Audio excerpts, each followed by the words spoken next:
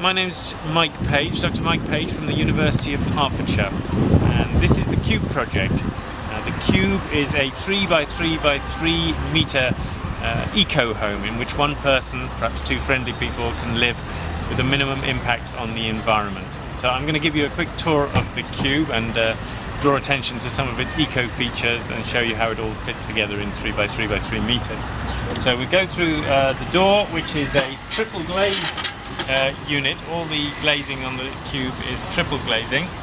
So we enter the Cube and we're immediately into the lounge area. There's room for a washing machine in here just to the right of the door, and there's room for hanging clothes and things up there. So we come into the lounge area and we've got two purpose-built, purpose-designed chairs which can form a two-seater sofa, and in there we've designed it so that there's storage space in each of these chairs, and these chairs are upholstered in a fabric which is a mixture of wool and nettle fibres. In case you want to arrange it differently, the table here slides into the middle and you can put the other chair on the other side of the table if you want to sit opposite someone for dinner.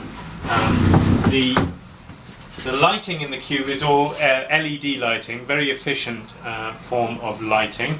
And the television here is also an LED TV, and that's one of the most efficient forms of TVs that you can buy. What else can I show you? Cork flooring throughout, and there's a 2-metre head height everywhere in the Cube, and in fact there's no more than 2 metres anywhere in the Cube apart from halfway up the stairs. There's a large cupboard space in here which is full of tools, so I'm glad you can't see into it, and goes right under the raised floor area. So this raised floor area is accessed using this space-saving staircase. You need to start with your left foot, otherwise you'll get out of sync with the steps, but once you get used to it it's very easy and it saves an awful lot of space. So you come up the stairs, and over here, although we haven't put the door on yet, is a composting toilet, and that collects the solid waste and that is composted, and the liquid waste runs away to a reed bed and a soak away.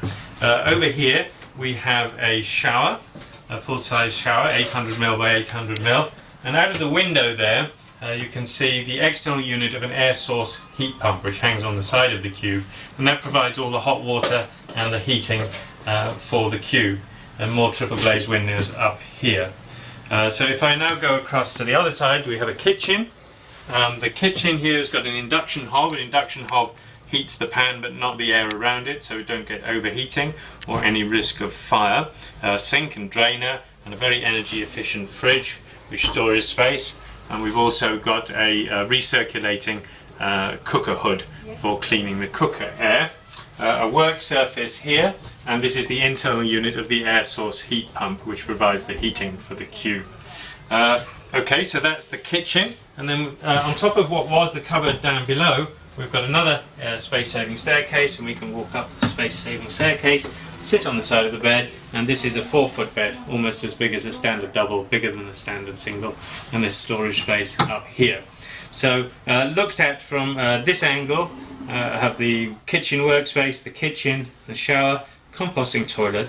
I can come out forwards out of the bed, there's no ladders or anything that folds, down the stairs, back into the lounge, where I can sit down and put my feet up and watch the telly, energy saving telly, or I can move the furniture around as detailed previously.